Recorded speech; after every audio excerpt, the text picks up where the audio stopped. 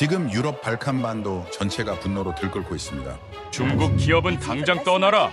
세르비아 기차역 천장 붕괴로 15명이 목숨을 잃자 모든 시민들이 거리로 뛰쳐나왔습니다.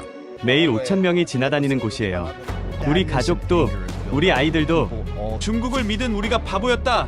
사고 발생 48시간 만에 크로아티아가 중국과 30억 유로 계약을 파기했고 루마니아와 폴란드가 뒤를 이었습니다. 그리고 그들이 새로 연락한 곳은 놀랍게도 바로 대한민국이었습니다. 140억 원에 팔아넘긴 목숨들. 도대체 한국이 어떻게 발칸 전체를 뒤집었을까요? 그 참혹한 진실과 시민혁명의 전말 지금 공개합니다. 세르비아 정부는 유럽연합 가입을 앞두고 기차역 현대화를 결정했습니다. 제 인생 최대의 프로젝트였어요. 대략적인 예산은 300억 원 정도로 예상되었고 저는 그 프로젝트 총책임자로 임명되었습니다. 소장님, 사전 약속 없이 찾아온 손님이 있습니다. 비서 마리아가 급하게 사무실로 들어왔어요. 누군데? 시아리 씨라는 회사에서 왔다고 합니다. 저는 약속을 잡은 기억이 없었지만 궁금했어요. 마침 우리는 재건축 업체를 물색 중이었거든요. 안녕하세요. 제 이름은 밀란 페트로비치입니다. 세르비아 노비사드 기차역 재건축 프로젝트 총책임자였습니다. 그날은 봄이었습니다. 도나우강의 따뜻한 햇살이 조금씩 강해지던 4월 오후, 저는 노비사드 기차역 본관 3층 사무실에서 창밖을 내다보고 있었어요. 푸른 하늘 아래로 150년 된 건물들이 줄지어 서 있었습니다. 50대 중반인 저는 30년을 토목 엔지니어로 일해왔어요. 노비사드는 세르비아에서 두 번째로 큰 도시입니다. 30만 명이 사는 평화로운 곳이에요. 도나우강이 도시를 가로지르고 오스트리아-헝가리 시대 건축물들이 아름다움을 뽐내고 있었죠. 그 중에서도 노비사드 기차역은 특별했습니다. 유럽에서 가장 아름다운 역 중 하나로 꼽혔어요. 하지만 세월이 흘러 재건축이 필요했습니다. 전날 저녁, 아내 소냐가 말했습니다. 여보, 오늘 아나가 전화했어요. 이번 프로젝트 안전 감독관으로 배정됐대요. 제 가슴이 뿌듯해졌습니다. 아나는 28살이었어요. 베오그라드 대학을 졸업하고 덴마크에서 2년간 건축 안전을 공부한 똑똑한 딸이었습니다. 아빠 프로젝트에 참여할 수 있어서 정말 기쁘대요. 유럽 기준으로 완벽하게 짓겠다고 하더라고요. 소냐가 미소 지으며 말했어요. 당연하지. 최고로 지을 거야. 여보, 하나만 약속해줘요. 우리 딸이 매일 그 역을 지나다녀요. 무슨 일이 있어도 안전하게 지어줘요. 소냐가 제 손을 꼭 잡았습니다. 알아. 걱정 마. 내가 30년 경력인데 저는 아내를 안심시켰어요. 하지만 저는 그때 몰랐습니다. 제가 곧 인생 최악의 선택을 하게 될 줄은. 회의실 문이 열리자 한 남자가 들어왔습니다. 45살쯤 되어 보이는 그는 정확히 178cm 키의 회색 정장을 완벽하게 차려입었어요. 그의 손에는 고급 가죽 서류 가방과 함께 뭔가 중요한 제안서가 들려 있었습니다. 악수를 나누는 순간 그의 손에서 묘한 자신감이 전해졌어요. 밀란 소장님, 만나서 영광입니다. 저는 왕밍입니다. 중국 CREC 발칸 지역 총괄 부사장입니다. 그의 세르비아어는 완벽했습니다. 왕밍은 곧바로 본론으로 들어갔습니다. 소장님께 역사를 바꿀 기회를 드리러 왔습니다. 제 눈앞에 노란색 제안서를 펼쳤을 때 숨이 멎는 줄 알았습니다. 노비사드 기차역 재건축 프로젝트. 총 계약 규모 140억 원. 그런데 놀라운 건 따로 있었어요. 제가 예상했던 금액의 정확히 절반 가격이었습니다. 어떻게 이런 가격이 가능하죠? 제가 의심스럽게 물었습니다. 중국의 혁신적인 생산 기술 덕분입니다. 왕밍의 목소리엔 흔들림이 없었어요. 우리는 세계 최대 철도 건설 기업입니다. 한국이나 유럽의 독점을 깨뜨리고 새로운 시대를 열겠습니다. 세르비아는 우리의 전략적 파트너가 될 것입니다. 저는 속으로 계산기를 두드렸어요. 한국 견적이 280억 원 정도일 텐데 중국은 140억 원, 140억 원 절약. 노비사드 시 연간 문화예산 전체에 해당하는 금액이었습니다. 정부를 설득하기도 훨씬 쉬울 것 같았어요. 하지만 뭔가 석연치 않았습니다. 어떻게 이런 파격적인 조건이 가능한지 의구심이 들었거든요. 왕밍은 제 표정을 읽었는지 미소를 지었어요. 중국 기술력은 이미 세계 최고 수준입니다. 구조 분석 시스템, 실시간 모니터링, 모든 것이 완벽합니다. 서류 속에는 중국 각지 건물 사진들이 들어 있었어요. 거대한 기차역들, 최신 건축 시스템, 정밀 장비들. 겉보기엔 한국 시스템과 다를 바 없어 보였습니다. 아니, 어떤 부분은 더 현대적으로 보이기까지 했어요. 납기는 어떻게 되나요? 10개월입니다. 한국은 18개월이라고 들었습니다. 우리는 절반 시간에 완성할 수 있습니다. 왕밍이 마지막 카드를 꺼냈을 때 제 심장이 빨라졌습니다. 기술 지원 10년 보증, 무상 교육 프로그램, 그리고 세르비아 정부 고위층과의 직접 연결까지. 세르비아와 중국은 전통적인 우방 관계였거든요. 유럽연합이 세르비아를 외면할 때 중국만이 투자했습니다. 저는 회의실 벽에 걸린 세르비아 지도를 바라봤어요. 노비사드부터 베오그라드까지 제가 30년간 일해온 땅들이 펼쳐져 있었습니다. 이 제안이 성공한다면 노비사드 기차역이 발칸 최고로 도약할 수 있었어요. 생각해보시고 연락 주십시오. 왕밍은 떠나기 전 이렇게 말했습니다. 하지만 이 조건은 이번 달 말까지만 유효합니다. 우리는 크로아티아, 루마니아에도 같은 제안을 하고 있습니다. 그날 밤은 잠을 이루지 못했습니다. 140억 원 절약이라는 숫자가 머릿속에서 맴돌았어요. 하지만 동시에 불안감도 엄습했습니다. 하지만 사실 제게는 비교할 다른 제안이 있었습니다. 왕밍이 오기 일주일 전 한국현대건설팀이 먼저 방문했었거든요. 그들은 완전히 다른 이야기를 했습니다. 한국현대건설의 박태준 책임 엔지니어는 47살이었어요. 왕밍과는 완전히 달랐습니다. 차분하면서도 원칙적인 사람이었어요. 밀란 소장님, 우리 시스템의 핵심은 안전입니다. 박태준이 프레젠테이션을 하며 강조했어요. 12개의 구조 센서가 실시간으로 모든 움직임을 모니터링합니다. 천장 하중, 균열 발생, 진동, 온도, 습도, 구조 변형까지 하나라도 이상 신호를 보내면 0.1초 이내에 자동으로 경보가 울립니다. 정말 인상적이었어요. 특히 3중 안전 검증 시스템이 눈에 띄었습니다. 구조 분석, 하중 시뮬레이션, 24시간 모니터링. 하나가 실패해도 나머지가 작동하는 구조입니다. 박태준이 계속 설명했어요. 특수 강화 철근은 일반 철근의 2배 강도를 가지고 있습니다. 그리고 콘크리트 양생은 30일입니다. 국제 기준이 28일인데 우리는 더 신중하게 합니다. 가격은 어떻게 되나요? 제가 조심스럽게 물었습니다. 천장 구조 전체에 280억 원입니다. 박태준이 솔직하게 답변했어요. 비싼 건 알고 있습니다. 하지만 이 시스템은 최소 150년은 문제없이 작동합니다. 그리고 가장 중요한 건 우리는 지난 20년간 전 세계 35개 기차역에 이 시스템을 설치했고 단 한 건의 중대 사고도 없었습니다. 그의 목소리에는 과장이 없었어요. 그저 사실을 전달하는 태도였습니다. 150년 된 건물입니다. 박태준이 노비사드 기차역 사진을 가리키며 말했어요. 오스트리아 헝가리 시대의 자랑이죠. 이런 역사적 건물은 더 신중해야 합니다. 안전이 최우선이어야 합니다. 서울역은 100년이 넘었고 부산역은 80년이 넘었습니다. 모두 우리 시스템으로 지어졌고 지금도 매일 수만 명이 안전하게 이용하고 있습니다. 박태준이 자료를 넘기며 보여줬어요. 기차역은 단순한 건물이 아닙니다. 그가 진지하게 말했습니다. 하루 5,000명의 생명이 지나가는 공간입니다. 소장님의 가족도, 이웃도 모두가 매일 이용하는 곳입니다. 우리는 그들이 안전하게 지나가길 바랍니다. 저는 박태준의 말에 고개를 끄덕였어요. 그의 철학이 마음에 들었습니다. 하지만 가격이 문제였어요. 280억 원. 정부를 설득하기가 쉽지 않을 것 같았습니다. 박태준은 떠나며 명함을 건넸어요. 혹시 무슨 일이 있으면 언제든 연락 주십시오. 우리는 항상 도울 준비가 되어 있습니다. 그의 말이 묘하게 마음에 걸렸지만 저는 그저 예의상 인사로만 받아들였습니다. 이틀이 지났습니다. 저는 계속 고민했어요. 매일 아침 출근할 때마다 낡은 기차역을 보면서 결정을 내려야 한다는 압박감을 느꼈습니다.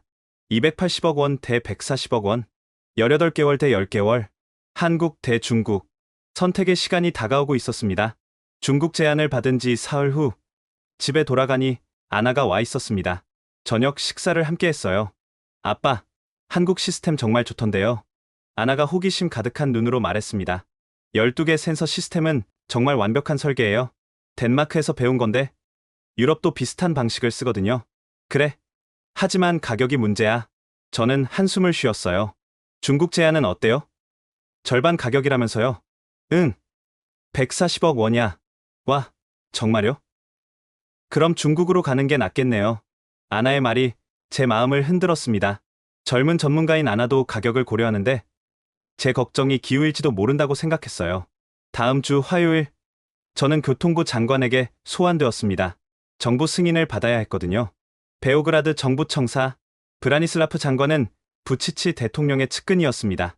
밀란, 어떤 제안이 더 나은가? 장관이 물었습니다. 한국과 중국 두 곳에서 제안을 받았습니다. 제가 두 제안서를 내밀었어요. 가격 차이가 상당한데 장관이 눈썹을 치켜 올렸습니다. 중국이 절반이군. 그리고 우리의 전략적 동맹국이기도 하고. 하지만 안전 측면에서는 한국이. 밀란. 장관이 손을 들어 제지했어요. 자네는 30년 경력의 베테랑이야. 어느 시스템이든 자네가 잘 관리할 거라고 믿네. 그리고 140억 원 절약은 국가적으로도 중요한 일이야. 저는 고개를 숙였습니다. 선택권이 있는 것 같았지만 사실상 방향은 정해진 거나 다름없었어요. 자네 딸 아나, 유럽 유학 다녀왔다며? 정말 대단한 인재야. 정부 장학금 프로그램이 있는데 박사 과정도 지원할 수 있어. 장관의 말에는 미묘한 압박이 섞여 있었습니다. 집에 돌아와 아내 소니아에게 말했어요. 여보, 정부가 중국을 원해. 당신이 옳다고 생각하는 대로 해요. 소니아가 제 손을 잡았습니다. 하지만 우리 딸 생각해요.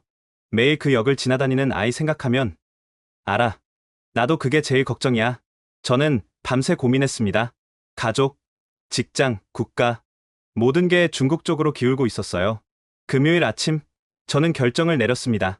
박태준에게 전화를 걸었어요. 가장 어려운 통화였습니다.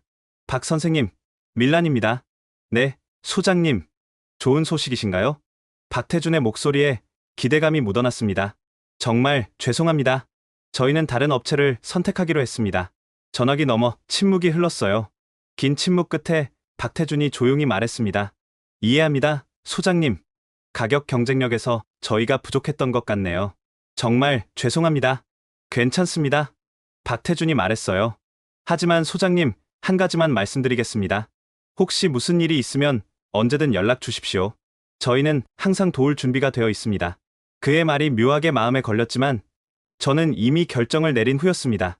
다음날 아침, 저는 왕밍에게 전화를 걸었어요. 왕 부사장님, 밀란입니다. 좋은 소식이 있습니다. 오, 밀란 소장님. 좋은 결정을 내리셨군요. 왕밍의 목소리에 승리감이 가득했습니다. 계약을 진행하시죠. 후회하지 않으실 겁니다. 중국 기술이 세계를 놀라게 할 것입니다. 결국 저는 선택했습니다. 효율을 택했어요. 계약서에 서명하는 순간 아나가 제 옆에 있었습니다. 아빠, 정말 괜찮을까요? 아나가 조심스럽게 물었어요. 걱정 마. 중국이 세계 1위 기업이잖아. 그들이 더 잘 알 거야. 저는 딸을 안심시켰습니다. 아빠를 믿어요. 아빠가 선택했으니 분명 옳은 결정일 거예요. 아나가 미소 지었어요. 저는 그 미소를 기억합니다. 그날의 따뜻한 햇살, 딸의 신뢰, 모든 것이. 하지만 그날 밤, 저는 또다시 잠을 이루지 못했습니다. 박태준의 마지막 말이 계속 머릿속에서 맴돌았어요. 혹시 무슨 일이 있으면 언제든 연락 주십시오. 왜 그런 말을 했을까? 무슨 일이 생길 거라고 예상한 걸까? 창밖으로 노비사드의 어두운 밤하늘이 보였습니다. 별들이 반짝이고 있었어요. 저는 그때 몰랐습니다. 제가 방금 내린 결정이 1년 남짓 후 15명의 목숨을 앗아가고 제가 가장 사랑하는 딸을 죽음의 문턱까지 몰고 갈 거라는 사실을요. 140억 원을 아낀 데가 그 달콤했던 절반 가격이 상상할 수 없는 비용으로 돌아올 줄은 꿈에도 몰랐습니다. 10개월이 흘렀습니다. 그 기간 동안 저는 수없이 많은 밤을 설쳤어요. 중국 CREC 팀이 노비사드 기차역에 들어와 공사를 시작했습니다. 거대한 철골 구조물들이 하나씩 세워지는 모습을 볼 때마다 가슴이 벅찼어요. 공사 3개월째 되던 날, 아나가 현장 보고서를 들고 제 사무실로 왔습니다. 아빠, 공사는 빠르게 진행되고 있어요. 아나의 눈이 반짝였습니다. 딸은 이 프로젝트의 안전 감독관으로 참여하고 있었거든요. 어때? 중국 기술이? 제가 물었습니다. 응. 겉보기엔 정말 훌륭해요. 근데 아나가 잠시 머뭇거렸어요. 근데 뭐가? 천장 지지대가 좀 얇아 보이긴 해요. 제가 재봤는데 설계도보다 30% 정도 얇더라고요. 제 가슴이 철렁했습니다. 30%. 그게 무슨... 그래서 중국 기술자한테 물어봤어요. 그랬더니 국제 표준을 충족한다고. 충분하다고 하더라고요. 그래. 네. 제가 너무 걱정하는 건가 싶기도 하고요.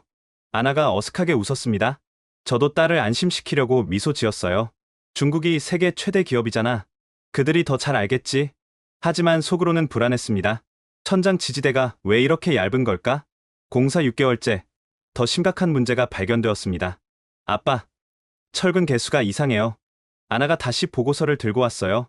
설계도에는 천장에 철근 300개라고 나와 있는데 실제로는 180개밖에 안 들어갔어요. 뭐라고? 저는 깜짝 놀랐습니다. 40%가 부족해요. 이건 명백한 설계 변경인데 승인받은 적이 없어요. 아나의 목소리가 떨렸어요. 저는 즉시 왕밍에게 연락했습니다. 왕 부사장님, 철근 개수가 설계도와 다릅니다. 밀란 소장님, 우리를 신뢰하지 못하시나요? 왕밍의 목소리가 차가웠어요. 우리는 베오그라드에서 5개 건물을 지었습니다. 모두 문제 없습니다. 최적화된 설계입니다. 하지만 소장님, 계약서를 보십시오. 우리에게는 설계 최적화 권한이 있습니다. 저는 할 말을 잃었습니다. 공사 9개월째, 결정적인 문제가 터졌습니다. 아빠, 큰일이에요. 아나가 울먹이며 전화했어요. 콘크리트 양생이 열흘 만에 끝났어요. 한국은 30일이라고 했잖아요. 이건 강도가 60%밖에 안 나와요. 제가 샘플 검사를 독립기관에 의뢰했어요. 덴마크 전문가한테요. 결과가 어떻게 나왔어? 아빠. 아나의 목소리가 떨렸습니다. 이 건물은 시한폭탄이래요. 천장 하중이 안전 계수의 3배래요. 제 머릿속이 하얘졌습니다. 당장 공사를 중단해야 해요. 유럽연합에 신고해야 해요. 아나, 잠깐만. 진정해. 아빠, 매일 5,000명이 이 역을 지나가요. 우리 가족도요. 엄마도요. 아나가 울기 시작했어요. 한국 시스템을 선택했어야 했어요. 12개 센서가 필요했어요. 30일 양생이 필요했어요. 그날 밤, 저는 아나와 긴 대화를 나눴습니다. 아나, 유럽연합에 신고하면 우리 가족이 어떻게 되겠니? 하지만 아빠, 내가 해고되면 우리 생계가 어떻게 되겠어? 네 동생 학비는? 아빠, 사람들 목숨이 걸린 문제예요. 아나가 소리쳤어요. 알아.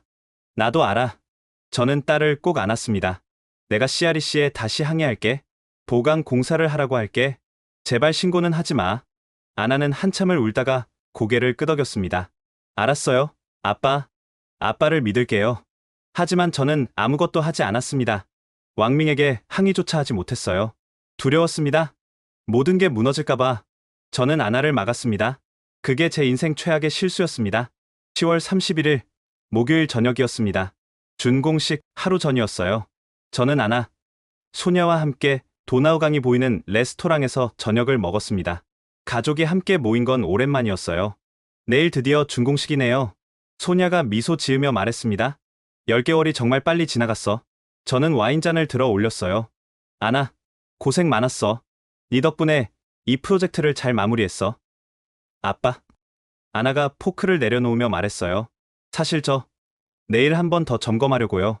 야간에요. 왜? 벌써 최종 점검 끝났잖아. 네. 그런데 야간에는 조용해서 균열 소리를 더 잘 들을 수 있거든요. 마지막으로 확인하고 싶어요. 제 가슴이 불편했습니다. 굳이 그럴 필요 있어? 중국팀이 최종 승인했잖아. 아빠, 그래도요. 제가 안전 감독관이잖아요. 제 책임이에요. 아나의 눈빛이 진지했어요. 알았어.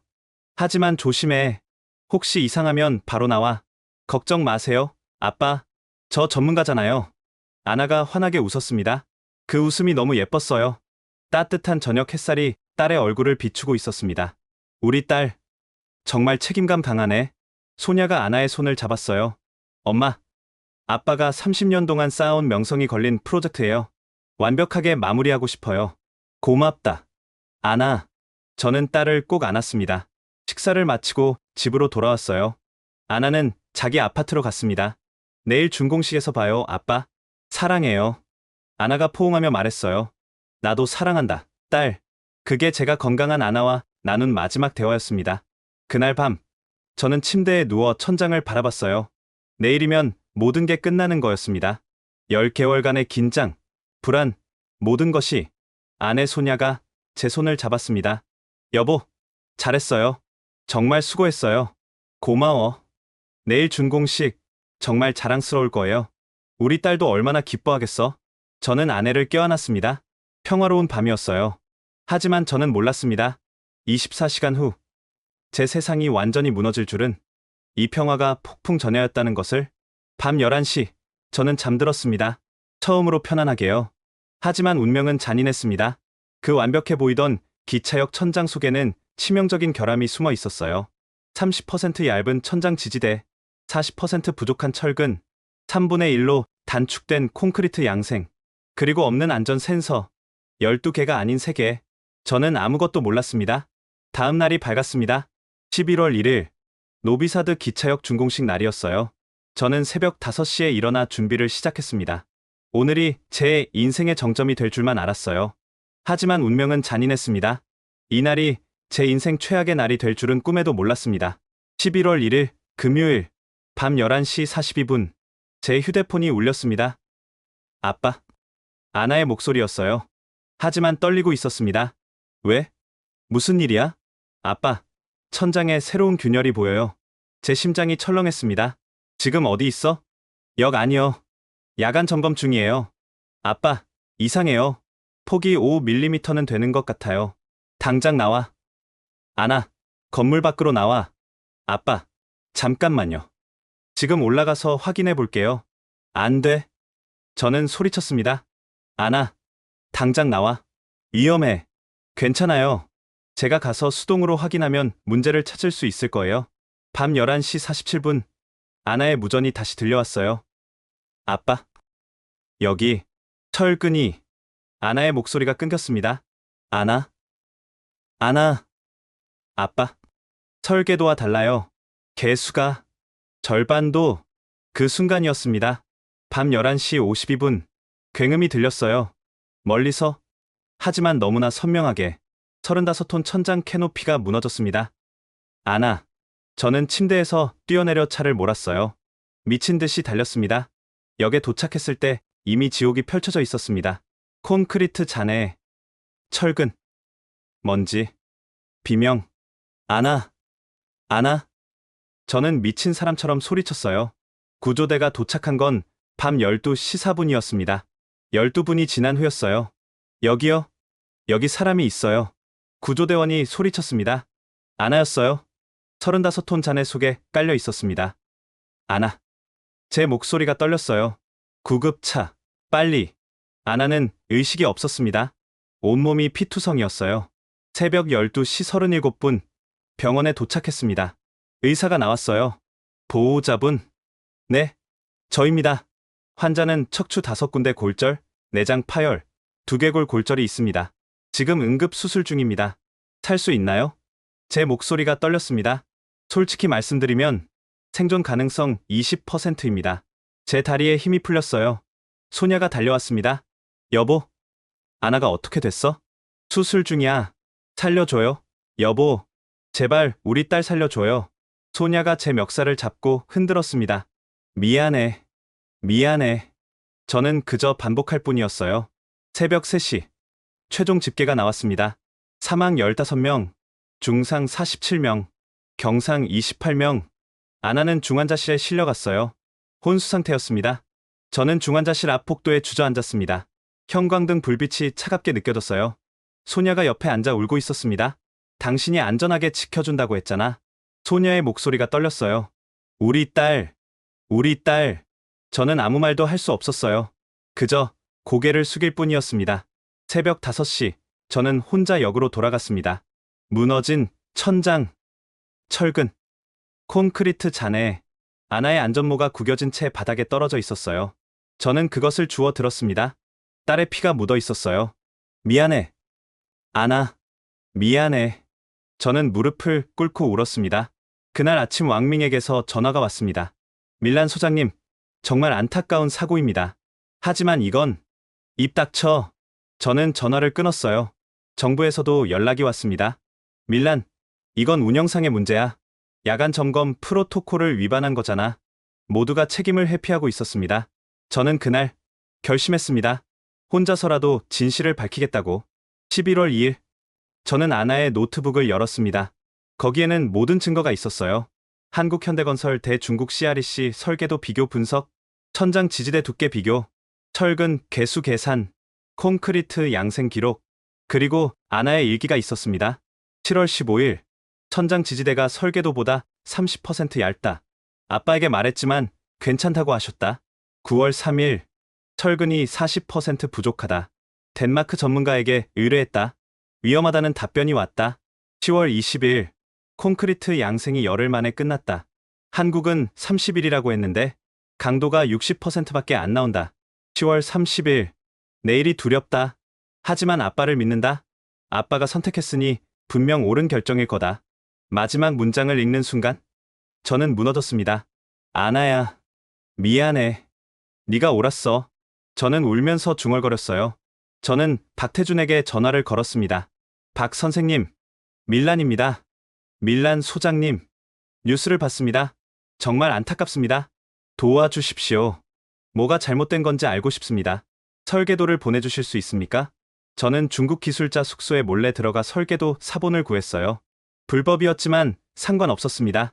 48시간 후 박태준에게서 이메일이 왔어요. 제목은 충격적인 진실이었습니다. 밀란 소장님, 이 설계도는 우리 현대건설 도면과 94.7% 일치합니다. 중국이 우리 기술을 훔쳤습니다. 하지만 비용 절감을 위해 핵심을 모두 생략했습니다. 천장 지지대는 한국이 50cm인데 중국은 35cm입니다. 철근 개수는 한국이 300개인데 중국은 180개입니다. 콘크리트 양생은 한국이 30일인데 중국은 열흘입니다. 구조 센서는 한국이 12개인데 중국은 3개입니다. 이것들을 빼서 가격을 절반으로 만든 것입니다. 밀란 소장님, 이건 예고된 참사였습니다. 12개 센서가 있었다면 균열을 미리 감지했을 겁니다. 30일 양생을 했다면 콘크리트 강도가 충분했을 겁니다. 300개 철근이 있었다면 35톤을 견뎠을 겁니다. 제 눈앞이 캄캄해졌습니다. 140억 원을 아끼려다 15명을 죽인 거였어요. 제 딸을 죽음의 문턱까지 몰고 간 거였습니다. 저는 아나의 병실로 달려갔어요. 아나야, 이제 알았어. 네가 맞았어. 아나는 여전히 혼수 상태였습니다. 기계음만 가득했어요. 센서가 너무 적다고 했을 때, 철근이 부족하다고 했을 때, 네가 옳았어. 눈물이 쏟아졌습니다. 아빠가 어리석었어. 140억 원이 너보다 중요한 줄 알았어. 미안해. 정말 미안해. 그날 밤, 저는 사직서를 썼습니다. 하지만 제출하지 않았어요. 사직하면 진실을 밝힐 수 없을 것 같았거든요. 저는 다른 길을 선택했습니다. 전 세계에 이 진실을 알리기로요. 11월 5일, 저는 국제 언론사들의 이메일을 보내기 시작했습니다. BBC, CNN, 알자지라, 로이터, 박태준이 보내준 분석 보고서와 함께 제 증언을 첨부했어요. 중국 CREC가 한국 기술을 94.7% 도용했고 핵심 안전 장치를 생략해서 15명이 죽었습니다. 11월 7일 오후 BBC 발칸 특파원에게서 전화가 왔습니다. 밀란 소장님, 인터뷰 가능하신가요? 네, 언제든지요. 진실을 밝힐 시간이 왔습니다. 11월 15일 오전 8시, 저는 인천공항에 도착했습니다. 한국 땅을 밟은 건 이번이 처음이었어요. 공항 밖으로 나오자 가을 햇살이 따뜻했습니다. 세르비아의 차가운 날씨와는 달랐어요. 박태준이 마중 나와 있었습니다. 밀란 소장님, 먼 길 오시느라 고생하셨습니다. 박 선생님, 도와주셔서 감사합니다. 악수를 나누는 순간 3년 전이 떠올랐어요. 제가 그의 제안을 거절했던 그날이, 만약 그때 한국을 선택했다면 아나는 지금 건강하게 웃고 있었을 거예요. 부산으로 가시죠. 제가 특별히 보여드리고 싶은 게 있습니다. 부산까지는 고속철도로 2시간 반이었어요. 창밖으로 한국의 풍경이 지나갔습니다. 깨끗하고 정돈된 도시, 질서 정연한 교통, 모든 게 인상적이었어요. 오후 1시, 부산역에 도착했습니다. 역 입구에서부터 거대한 철골 구조가 보였어요. 겉모습은 노비사드 역과 비슷했습니다. 하지만 뭔가 달랐어요. 어서 오십시오. 한 남자가 저를 맞이했습니다. 42살쯤 되어 보이는 그는 단정한 작업복을 입고 있었어요. 저는 김태현입니다. 현대건설 구조안전팀장을 맡고 있습니다. 밀란 페트로비치입니다. 뉴스로 봤습니다. 정말 안타까운 일이었습니다. 김태현의 눈빛에는 진심이 담겨 있었어요. 저희가 조금이라도 도움이 되고 싶습니다. 편하게 질문하세요. 김태현이 저를 관제실로 안내했습니다. 벽 한쪽에 거대한 모니터들이 걸려 있었어요.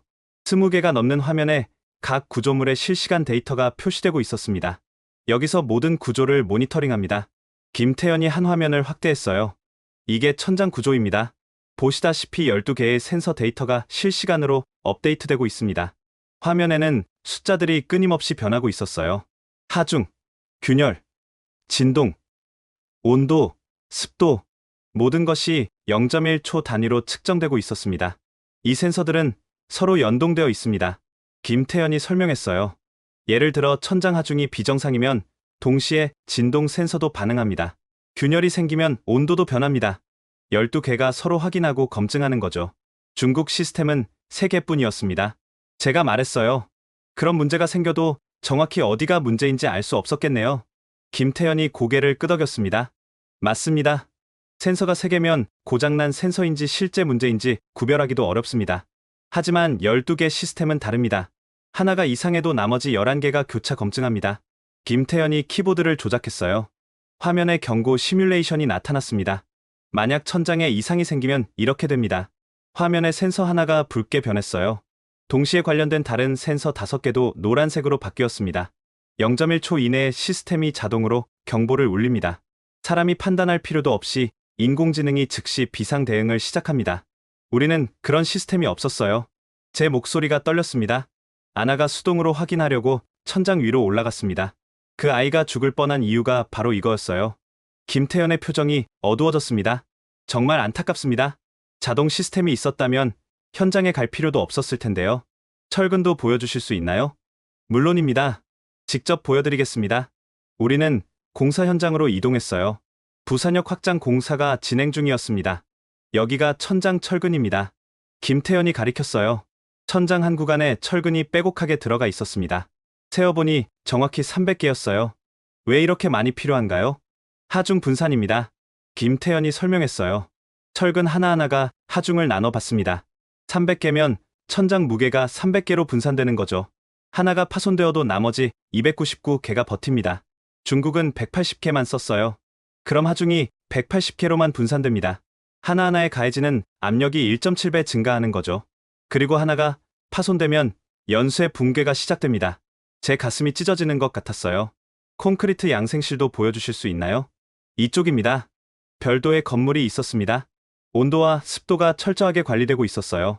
콘크리트는 30일 동안 여기서 양생됩니다. 김태현이 설명했어요. 온도 20도, 습도 80%를 유지합니다. 단 하루라도 줄이면 강도가 20% 떨어집니다.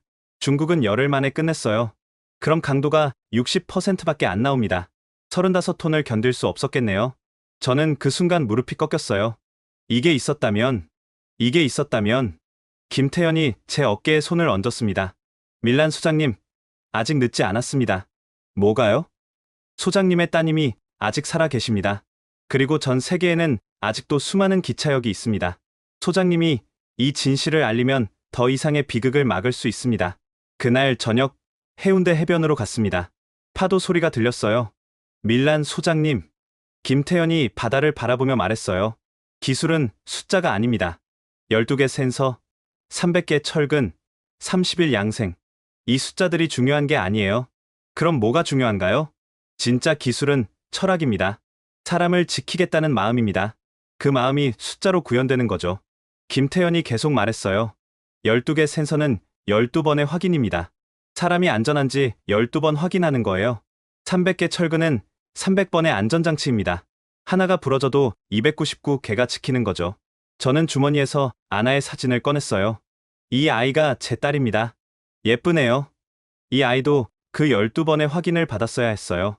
300개의 보호를 받았어야 했습니다. 하지만 우리는 140억 원을 아끼려다 이 아이에게서 모든 걸 빼앗았어요. 김태현이 사진을 보며 숙연해졌습니다. 저도 딸이 있습니다. 5살이에요. 매일 아침 출근하면서 생각합니다. 오늘도 모든 사람이 무사히 집에 돌아가게 하자고. 그게 제 일입니다. 존경합니다. 아닙니다. 당연한 일을 할 뿐입니다. 그날 밤 호텔방에서 저는 결심했습니다. 돌아가서 싸우겠다고. 세르비아를, 유럽을, 세상을 바꾸겠다고. 11월 20일, 저는 베오그라드 프레스센터에서 기자회견을 열었습니다. 200명이 넘는 기자들이 모였어요. 국내 언론뿐 아니라 BBC, CNN, 알자지라까지 전 세계가 주목하고 있었습니다. 저는 단상에 올랐습니다. 손에는 김태현이 준 구조 센서 샘플을 들고 있었어요. 여러분, 이것을 보십시오. 저는 센서를 카메라 앞에 들었습니다. 이게 뭔지 아십니까? 이건 구조 안전 센서입니다. 크기는 제 손바닥만 합니다. 하지만 이 작은 장치 하나가 수십 명의 목숨을 구합니다. 기자들이 집중했어요. 한국 시스템에는 이런 센서가 12개 있습니다. 중국 시스템에는 3개뿐입니다. 9개가 없어요. 왜 없을까요? 돈을 아끼기 위해서입니다. 저는 한국에서 가져온 보고서를 펼쳤습니다. 센서 9개를 빼면 20% 비용이 절감됩니다. 철근을 40% 줄이면 25%가 줄어듭니다. 콘크리트 양생을 3분의 1로 단축하면 15%가 줄어듭니다. 총 60%. 중국이 절반 가격을 제시할 수 있었던 이유입니다. 화면에 비교표가 나타났어요. 하지만 그 대가는 무엇이었습니까? 제 목소리가 떨렸습니다. 15명의 목숨입니다. 제 딸 아나를 포함해서요. 기자들이 손을 들었어요. 밀란 소장님, 한국현대건설의 분석 보고서에 따르면 중국이 설계도를 94.7% 도용했다고 하는데 사실입니까? 네, 사실입니다. 저는 카메라를 똑바로 바라봤어요. 중국 CREC는 한국현대건설의 설계를 거의 그대로 복사했습니다. 하지만 돈을 아끼기 위해 핵심 안전 장치를 모두 생략했습니다. 세르비아 정부는 어떤 입장입니까? 정부는 중국과의 관계를 고려해 진실을 덮으려 하고 있습니다. 왕민 부사장에게 하고 싶은 말이 있습니까? 저는 잠시 멈췄습니다. 왕민, 당신은 베오그라드로 도망쳤습니다. 하지만 진실은 도망칠 수 없습니다. 당신이 생략한 9개 센서, 당신이 줄인 120개 철근, 그것들이 15명을 죽였습니다. 언젠가 당신은 그 책임을 져야 할 겁니다. 기자회견이 끝난 후 전 세계 언론이 일제히 보도했어요. BBC는 중국산 건물 참사, 훔친 기술과 생략된 안전이라고 보도했습니다. CNN은 15명의 목숨값 140억 원이라고 했어요. 알자지라는 메이드 인 차이나의 어두운 그림자라고 표현했습니다. 11월 25일 유럽연합이 움직였습니다. 브뤼셀에서 긴급 조사단이 파견되었어요. 6명의 전문가가 노비사드에 도착했습니다. 조사단장 라르스 요한센이 저를 만났어요. 밀란 소장님, 무너진 천장 구조를 확인하고 싶습니다. 여기 있습니다. 블랙박스 분석 결과가 나왔습니다. 붕괴 전 1시간 32분 동안의 데이터가 모두 기록되어 있습니다. 요한센이 화면을 가리켰어요. 센서 이상 신호가 1시간 15분 전부터 감지되었습니다. 하지만 센서가 3개밖에 없어서 정확한 위치를 파악하지 못했습니다. 12개 센서 시스템이었다면 정확히 어디가 문제인지 0.1초 이내에 알아냈을 겁니다. 그리고 자동으로 경보가 울렸을 겁니다. 그럼 사고를 막을 수 있었다는 건가요? 물론입니다. 당신의 따님도 천장 위로 올라갈 필요가 없었겠죠? 제 가슴이 찢어지는 것 같았어요. 12월 1일 조사단의 공식 보고서가 발표되었습니다. 베오그라드 프레스센터에서 기자회견이 열렸어요. 우리는 이번 사고가 설계 결함과 안전장치 부재로 인한 인재라고 결론지었습니다. 요한센이 엄숙하게 말했어요. 중국 CREC는 한국현대건설의 설계를 94.7% 도용했지만 비용 절감을 위해 9개의 핵심 안전 센서와 120개 철근, 그리고 20일의 콘크리트 양생 기간을 생략했습니다. 이것이 직접적인 사고 원인입니다. 세르비아 정부의 책임은? 세르비아 정부는 중국과의 정치적 관계를 고려해 안전검사를 소홀히 했습니다. 명백한 묵인입니다. 변화가 시작되었습니다. 12월 1일 첫 시위가 시작되었습니다. 노비사드 광장에 3,000명이 모였어요. 저와 유족 15가구가 선두에 섰습니다. 아나를 기억하라. 15명을 잊지 말자. 구호가 울려 퍼졌습니다. 저는 마이크를 잡았어요. 저는 밀란 페트로비치입니다. 이 비극의 책임자입니다. 제 목소리가 떨렸습니다. 하지만 저만의 책임이 아닙니다. 왕민이, CREC가, 그리고 비용 절감을 위해 안전을 포기한 모든 사람들의 책임입니다. 한국을 선택했어야 했습니다. 12개 센서가 필요했습니다. 300개 철근이 필요했습니다. 140억 원을 아끼려다 우리는 15명의 목숨을 잃었습니다. 박수와 함성이 터졌어요. 12월 15일 시위가 베오그라드로 확산되었습니다. 2만 명이 공화국 광장을 가득 메웠어요. 부패 정권 물러가라. 중국과의 부패 계약 취소하라. 1월 첫째 주 시위는 전국으로 번졌습니다. 노비사드, 베오그라드, 니시, 크라구에바츠 10개 도시에서 5만 명이 거리로 나왔어요. 2월 유럽연합이 개입했습니다. 유럽의회가 긴급 결의안을 통과시켰어요. 세르비아 정부의 진상 규명과 책임자 처벌을 촉구한다. 중국 기업의 안전 기준 위반에 대해 강력히 규탄한다. 3월 15일 역사적인 순간이 왔습니다. 베오그라드 중심가가 사람들로 가득 찼어요. 27만 명, 세르비아 인구의 4%였습니다. 서울로 치면 40만 명이 거리에 나온 것과 같았어요. 저는 단상에 올랐습니다. 27만 명이 저를 바라보고 있었어요. 3년 전 저는 침묵했습니다. 제 목소리가 광장에 울려 퍼졌어요. 정부의 압박에 굴복했습니다. 140억 원을 아꼈지만 제 딸의 목숨값은 돈으로 살 수 없습니다. 한국을 선택했어야 했습니다. 27만 명이 함께 외쳤습니다. 한국을 선택했어야 했다.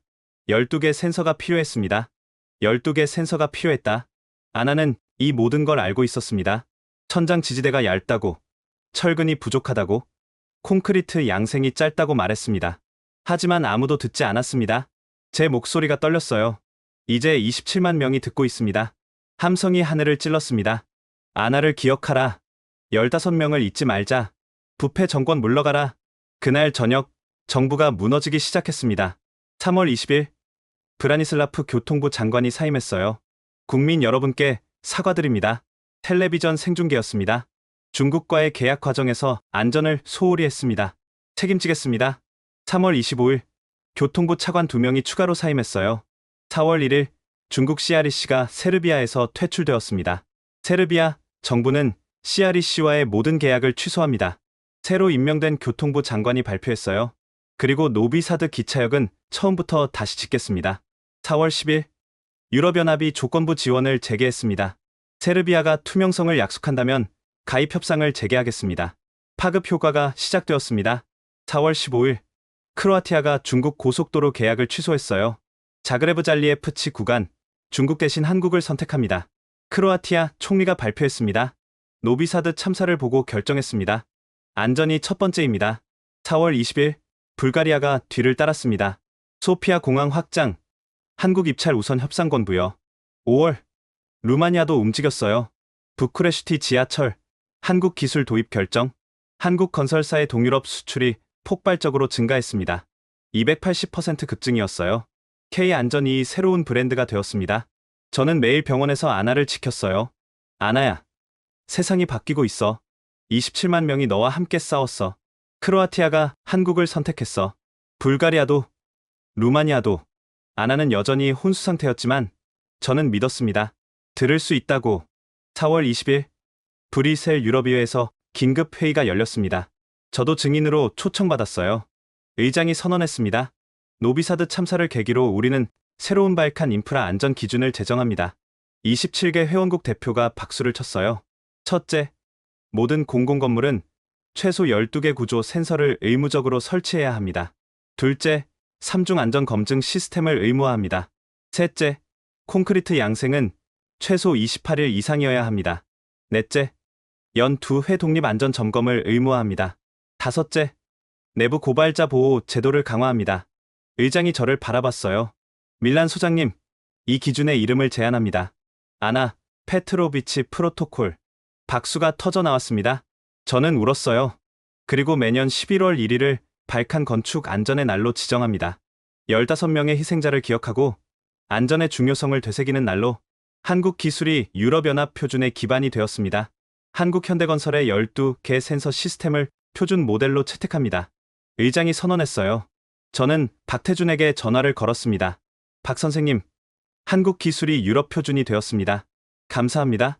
밀란 소장님. 하지만 이건 소장님의 용기 덕분입니다. 아닙니다. 당신들이 지켜온 철학 덕분입니다. 국제적 파급 효과가 계속되었습니다. 5월, 폴란드가 발표했어요. 바르샤바 중앙역 리모델링, 한국 기술 도입. 6월, 헝가리가 뒤따랐습니다. 부다페스트 지하철 확장, 한국 시스템 적용. 한국 건설사들이 동유럽으로 몰려갔어요. 현대건설, 삼성물산, GS건설, K안전은 이제 글로벌 스탠다드였습니다. 7월, 저는 유럽의회로부터 편지를 받았습니다.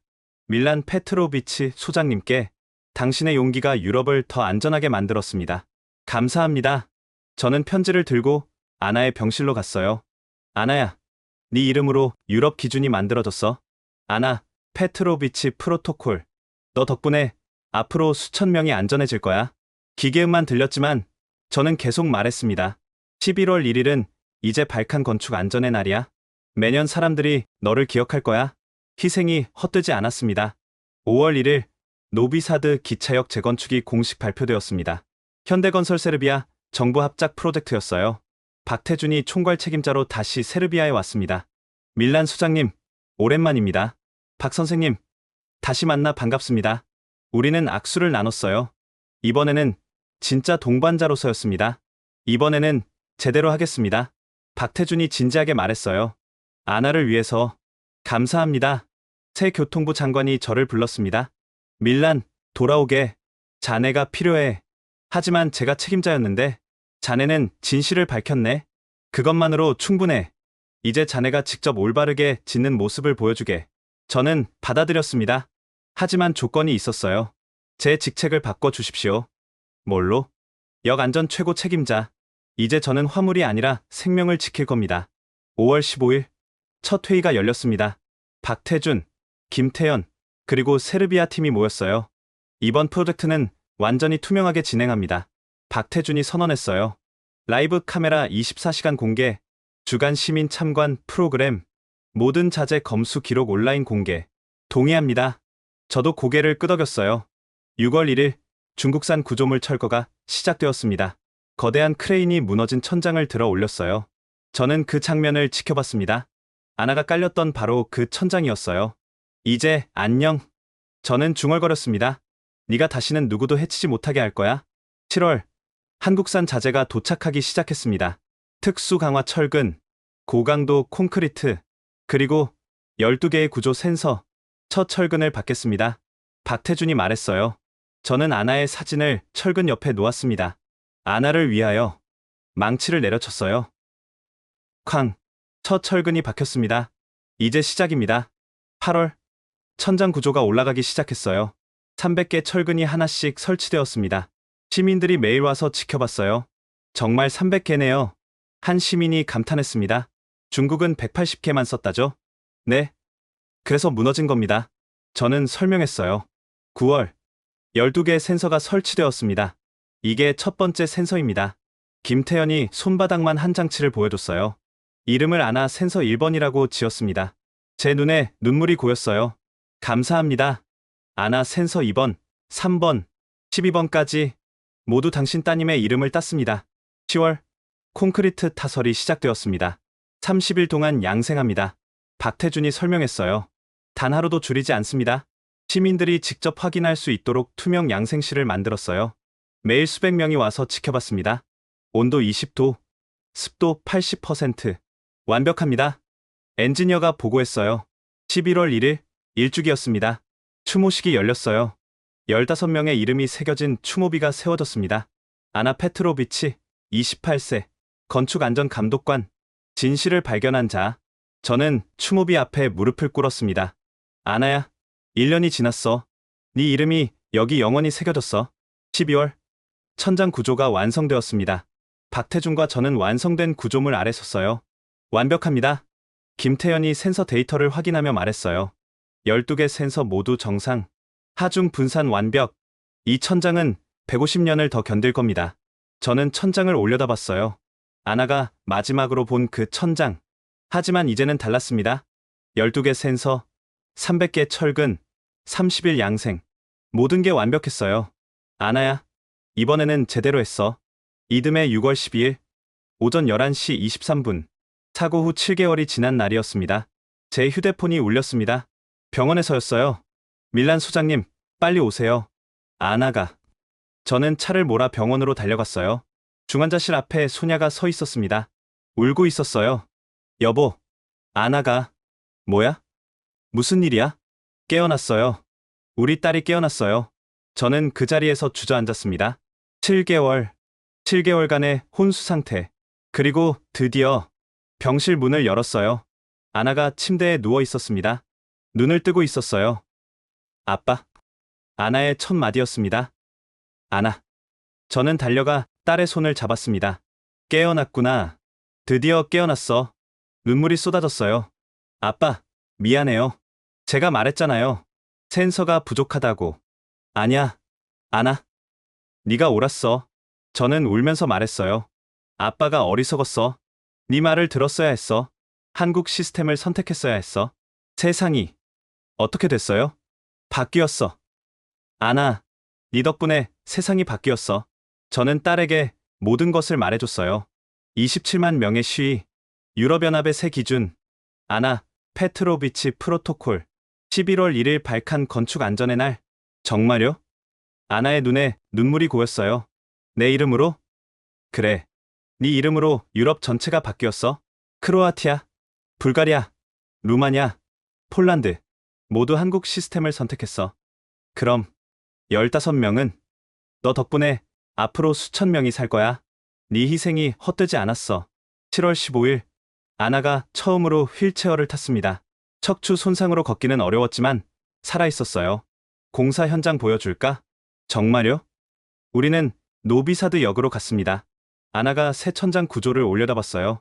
12개 센서. 그래, 네가 원했던 거야. 300개 철근. 모두 들어갔어. 아나 센서 1번부터 12번까지. 모두 네 이름을 땄어. 김태현이 설명했어요. 당신이 진짜 영웅입니다. 아나가 울었습니다. 이제는 안전해요, 아빠. 그래, 이번에는 안전해. 7월 20일 아나 페트로비치 안전센터 개소식이 열렸습니다. 노비사드 역옆 건물이었어요. 유럽연합 건축안전교육기관이었습니다. 아나가 휠체어에서 연설했어요. 저는 운이 좋았습니다. 살아남았으니까요. 아나의 목소리가 떨렸습니다. 하지만 15명은 돌아오지 못했습니다. 이 센터는 그들을 기억하는 곳입니다. 그리고 미래를 지키는 곳입니다. 한국의 12개 센서 시스템이 이제 유럽 표준입니다. 여기서 모든 엔지니어가 배울 겁니다. 안전이 첫 번째라는 것을.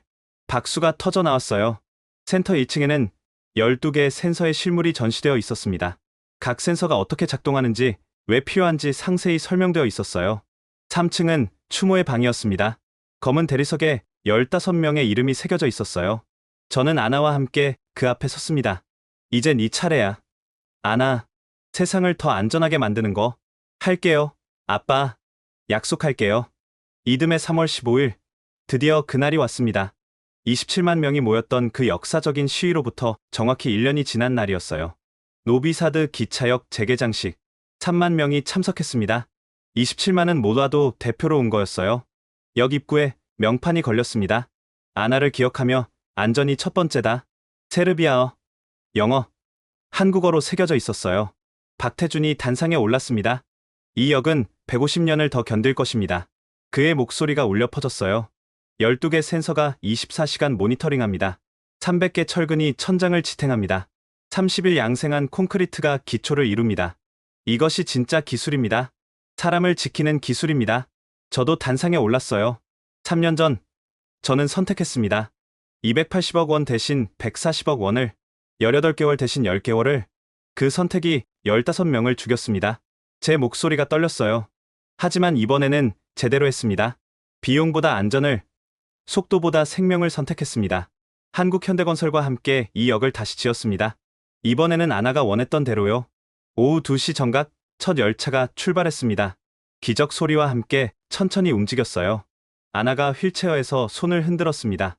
저와 소냐, 박태준이 함께 서서 지켜봤어요. 승객들이 박수를 쳤습니다. 감사합니다. 아나, 한국에 감사합니다. 저는 매일 아침 역에 출근했어요. 안전 최고 책임자로서 첫 번째 일은 천장을 올려다보는 거였습니다. 12개 센서 화면을 확인했어요. 오늘도 모두 정상입니다. 그러면 마음이 놓였습니다. 8개월이 지났습니다. 단 한 건의 이상 신호도 없었어요. 하루 평균 5,000명이 이용했습니다. 모두 안전하게 지나갔어요. 유럽연합이 모범 사례로 선정했습니다. 노비사드 모델, 투명성과 안전의 표준. 다른 발칸 국가들이 벤치마킹하러 왔어요. 알바냐, 북마케도냐, 보스냐, 우리도 한국 시스템을 도입하고 싶습니다. 저는 그들을 안내했어요. 12개 센서를 보십시오. 이게 생명을 지키는 겁니다. 300개 철근을 보십시오. 이게 책임입니다. 아나는 안전센터 소장이 되었습니다. 휠체어를 타고 매일 출근했어요. 유럽 각국에서 온 엔지니어들을 가르쳤습니다. 안전은 타협할 수 없습니다. 아나의 강의가 시작되었어요. 비용 때문에, 시간 때문에 안전을 포기하면 안 됩니다. 제가 그 대가를 치렀습니다. 학생들이 숙연해졌어요. 12개 센서, 왜 12개일까요? 한 번의 확인이 아니라 12번의 확인입니다. 한 번 놓쳐도 11번이 남아 있습니다. 이것이 진짜 기술입니다. 어느 날 저녁, 저는 아나와 함께 역 앞에 섰습니다. 아빠, 후회해요? 아나가 물었어요. 매일 후회한다. 저는 솔직하게 답했어요. 하지만 후회만 하고 있을 순 없어. 내가 할 수 있는 건 같은 실수가 반복되지 않도록 하는 거야. 아빠 덕분에 많은 게 바뀌었어요. 아니야, 너 덕분이야. 네가 발견했고 네가 경고했고 네가 희생했어. 나는 그저 진실을 말했을 뿐이야. 우리 함께한 거예요. 아빠, 아나가 제 손을 잡았습니다. 저는 역을 올려다봤어요. 완벽한 구조. 12개 센서, 300개 철근. 그래, 함께했어. 그리고 앞으로도 함께할 거야. 매년 11월 1일이 되면 추모식이 열렸습니다. 15명의 이름을 부르고 한 명 한 명을 기억했어요. 아나 페트로비치, 28세. 진실을 발견한 자. 그리고 새로운 다짐을 했습니다. 다시는 이런 비극이 반복되지 않도록. 세르비아가 바뀌었습니다. 발칸이 바뀌었어요. 유럽이 바뀌었습니다. 한 아버지의 용기와 한 딸의 희생이 만나 27만 시민을 일으켰고 대륙을 바꿨습니다. 지금까지 세르비아 노비사드 기차역 붕괴 사건, 밀란 페트로비치의 사연 어떠셨나요? 140억 원을 아끼려다 15명의 목숨을 잃었습니다. 하지만 한 아버지의 용기가 27만 시민을 일으켰고 국가를 바꿨습니다. 중국 CREC가 한국 설계를 94.7% 도용했지만 핵심을 생략한 참사, 그리고 한국 기술이 유럽연합 표준이 된 이야기였습니다. 아나 페트로비치 프로토콜, 12개 센서 의무화, 매년 11월 1일 발칸 건축 안전의 날, 가장 싼 것이 가장 비싼 대가를 치르게 한다는 교훈, 진짜 기술은 가격이 아니라 생명을 지키는 철학이라는 진실. 이 이야기가 여러분의 선택에 도움이 되길 바랍니다. 건축 안전의 중요성을 널리 알리기 위해 이 영상을 공유해주세요. 구독과 좋아요도 잊지 마시고요. 여러분의 공유가 또 다른 생명을 구할 수 있습니다. 지금까지 코리아 원더풀이었습니다. 감사합니다.